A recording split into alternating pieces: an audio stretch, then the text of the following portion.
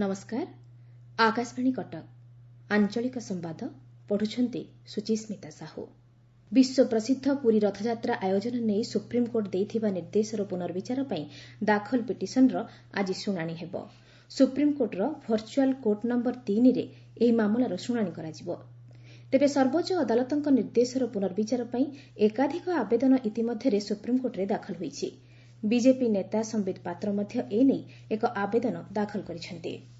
ଗତ 18 ତାରିଖରେ ସୁପ୍ରିମକୋର୍ଟ ରଥଯାତ୍ରାକୁ ନେଇ ହୋଇଥିବା ଆବେଦନ ଉପରେ ରୋକ୍ ଲଗାଇଥିଲେ।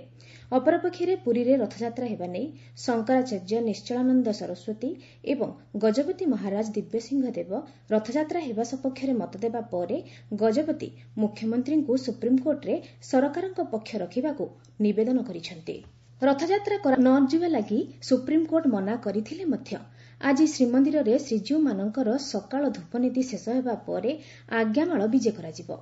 ମନ୍ଦିର ପ୍ରଶାସନ ପକ୍ଷରୁ ଏଥିଲାଗି ନୀତି ନିର୍ଘଣ୍ଟ ପ୍ରସ୍ତୁତ କରାଯାଇଛି ବୋଲି ଶ୍ରୀମନ୍ଦିର ପରିଚାଳନା କମିଟିର ଅନ୍ୟତମ ସଦସ୍ୟ ରାମଚନ୍ଦ୍ର ଦାସ ମହାପାତ୍ର କହିଛନ୍ତି। ପରମ୍ପରା ଅନୁଯାୟୀ ରଥଯାତ୍ରା ପୂର୍ବଦିନ ରଥଖଳାକୁ ଆଜ୍ଞାମାଳ ବିଜେ କରାଯିବା ପରେ 3ଟି ଯାକ ନବନିର୍ମିତ ରଥକୁ ଟଣାଯାଇ ଶ୍ରୀମନ୍ଦିର ସିଂହଦ୍ୱାର ସମ୍ମୁଖକୁ ଅଣାଯିବ। ଶ୍ରୀମନ୍ଦିର ପରିଚାଳନା କମିଟିରେ ଥିବା ସେବାୟତ ପ୍ରତିନିଧିମାନେ ଗତକାଲି ଆୟୋଜିତ ଏକ ସାମ୍ବାଦିକ ସମ୍ମିଳନୀରେ କହିଛନ୍ତି ଯେ ରାଜ୍ୟ ସରକାର ବିନା ଭକ୍ତରେ ରଥଯାତ୍ରା କରିବା ଲାଗି ଉଦ୍ୟମ କରିବା ଆବଶ୍ୟକ। ଏ ଦିଗରେ ଛତିଶା ନିଯୋଗ ମଧ୍ୟ ସହଯୋଗ କରିବ। ଷଷ୍ଠ ଆନ୍ତର୍ଜାତିକ ଯୋଗ ଦିବସ ସାରା ଦେଶରେ ଇଲେକ୍ଟ୍ରୋନିକ୍ ଓ ଡିଜିଟାଲ ଗଣମାଧ୍ୟମ ଜରିଆରେ ଉତ୍ସାହ ଉଦ୍ଦୀପନା ମଧ୍ୟରେ ପାଳିତ ହୋଇଯାଇଛି। ଏହି ଅବସରରେ ଦେଶବାସୀଙ୍କୁ ଉଦ୍ବୋଧନ ଦେଇ ପ୍ରଧାନମନ୍ତ୍ରୀ ନରେନ୍ଦ୍ର ମୋଦି ପାରିବାରିକ ସମ୍ପର୍କକୁ ଅଧିକ ନିବିଡ଼ କରିବାରେ ଯୋଗର ଗୁରୁତ୍ୱପୂର୍ଣ୍ଣ ଭୂମିକା ସମ୍ପର୍କରେ ଉଲ୍ଲେଖ କରିଛନ୍ତି। କରୋନା ମହାମାରୀ ଯୋଗୁଁ ଚଳିତ ବର୍ଷ ଆନ୍ତର୍ଜାତିକ ଯୋଗ ଦିବସରେ ଅଧିକ ଲୋକଙ୍କୁ ଗୋଟିଏ ସ୍ଥାନରେ ଏକଜୁଟ କରି ଯୋଗାଭ୍ୟାସ କରିବାର ଅବକାଶ ନ ଥିବାରୁ ନିଜ ଘରେ ନିଜ ପରିବାର ସହ ଯୋଗାଭ୍ୟାସ କରିବାକୁ ଜନସାଧାରଣଙ୍କୁ ସରକାର ପ୍ରୋତ୍ସାହିତ କରିଥିଲେ। ଏହାକୁ ଦୃଷ୍ଟିରେ ରଖି ଆୟୁଷ ମନ୍ତ୍ରଣାଳୟ ପକ୍ଷରୁ ସୋସିଆଲ ଓ ଡିଜିଟାଲ ମିଡିଆର ସର୍ବାଧିକ ଉପଯୋଗ କରାଯାଇଥିଲା।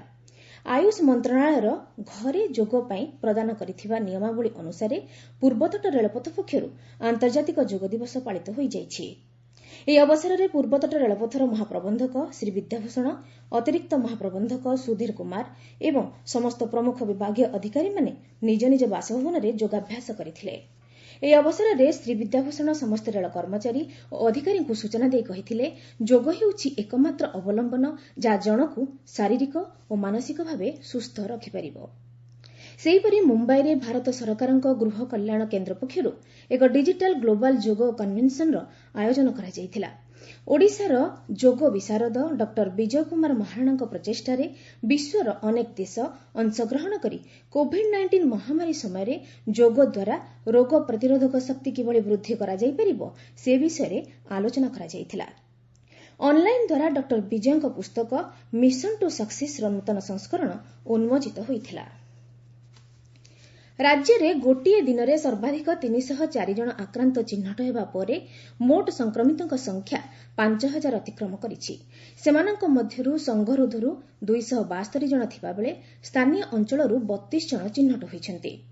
ଅନ୍ୟପକ୍ଷରେ ଗତକାଲି 2 ଜଣ ଚିକିତ୍ସାଧୀନ କରୋନା ଆକ୍ରାନ୍ତଙ୍କର ମୃତ୍ୟୁ ହେବା ପରେ ମୋଟ ମୃତ୍ୟୁ ସଂଖ୍ୟା 14ରେ ପହଞ୍ଚିଛି। ମିଳିଥିବା ସୂଚନା ଅନୁଯାୟୀ 237 ଜଣ କରୋନା ଆକ୍ରାନ୍ତ ସୁସ୍ଥ ହୋଇଛନ୍ତି। ଫଳରେ ମୋଟ ଆରୋଗ୍ୟଙ୍କ ସଂଖ୍ୟା 3534କୁ ବୃଦ୍ଧି ପାଇଛି। ଆଜି ସୁଦ୍ଧା 2,24,402ଟି ନମୁନା ପରୀକ୍ଷା କରାଯାଇଥିବା ବେଳେ ରାଜ୍ୟର ବିଭିନ୍ନ କୋଭିଡ୍ ହସ୍ପିଟାଲରେ 1,607 ଜଣ ସକ୍ରିୟ ଚିକିତ୍ସାଧୀନ ଅଛନ୍ତି। ରାଜ୍ୟ ଆରକ୍ଷୀ ମହାନିର୍ଦ୍ଦେଶକ ଶ୍ରୀ ଅଭୟ କନ୍ଧମାଳ ଜିଲ୍ଲା ଗସ୍ତ କରି ଉଭୟ ବାମପନ୍ଥୀ ସନ୍ତାସବାଦ ଓ କୋଭିଡ୍-19 ସ୍ଥିତିର ସମୀକ୍ଷା କରିଛନ୍ତି। ଏହି ଗସ୍ତ ସମୟରେ ସେ ଦୁର୍ଗମ ବଳନ୍ଦାପଡ଼ାଠାରେ ଥିବା କମ୍ପାନୀ ଅପରେଟିଂ ବେସ୍ ପରିଦର୍ଶନ କରିବା ସହ ସିଆର୍ପିଏଫ୍ ଯବାନମାନଙ୍କୁ ଉତ୍ସାହିତ କରିବା ସହ ପୁଲିସ ଫାଣ୍ଡିର କର୍ମଚାରୀମାନଙ୍କ ସହ ଆଲୋଚନା କରିଥିଲେ। ଏହି ଅବସରରେ ଫୁଲବାଣୀଠାରେ ପୁଲିସ ରିଜର୍ଭ କାର୍ଯ୍ୟାଳୟ ବୁଲି ଦେଖିବା ସହ କର୍ମଚାରୀଙ୍କ ପାଇଁ ଉଦ୍ଦିଷ୍ଟ କଲ୍ୟାଣ କାର୍ଯ୍ୟକ୍ରମ ଓ କୋଭିଡ୍-19ର ପ୍ରସ୍ତୁତି ଏବଂ ଜନସଚେତନତା କାର୍ଯ୍ୟକ୍ରମର ସମୀକ୍ଷା କରିଥିଲେ। ଭାରତ ଚୀନ ସୀମାନ୍ତ ଗଲୱାନ ଘାଟିରେ ଶହୀଦ ହୋଇଥିବା ବୀର ଓଡ଼ିଆ ଯବାନଙ୍କୁ ଭଦ୍ରକରେ ଶ୍ରଦ୍ଧାଞ୍ଜଳି ଜ୍ଞାପନ କରାଯାଇଛି। ବିଜେପି ଯୁବ ମୋର୍ଚ୍ଚା ସଭାପତି ସୁରେଶ ସାମଲ, ସାମାଜିକ କର୍ମୀ ମହମ୍ମଦ ଅଲସବୀର, ଶଶିକାନ୍ତ ବିଶ୍ୱାଳ ପ୍ରମୁଖ ଯୋଗଦେଇ ଯବାନଙ୍କ ପ୍ରତି ଶ୍ରଦ୍ଧାଞ୍ଜଳି ଜଣାଇ ଚୀନ ଆକ୍ରମଣକୁ ନିନ୍ଦା କରିବା ସହ ପ୍ରଧାନମନ୍ତ୍ରୀ ନରେନ୍ଦ୍ର ମୋଦିଙ୍କ ପଦକ୍ଷେପକୁ ପ୍ରଶଂସା କରିଥିଲେ। ଆଞ୍ଚଳିକ ସମ୍ବାଦ ବର୍ତ୍ତମାନ ପାଇଁ ଏତିକି। ଆମର ପରବର୍ତ୍ତୀ ଆଞ୍ଚଳିକ ସମ୍ବାଦ ଶୁଣିପାରିବେ ଅପରାହ୍ନ 2ଟା 32 ମିନିଟ୍ରେ।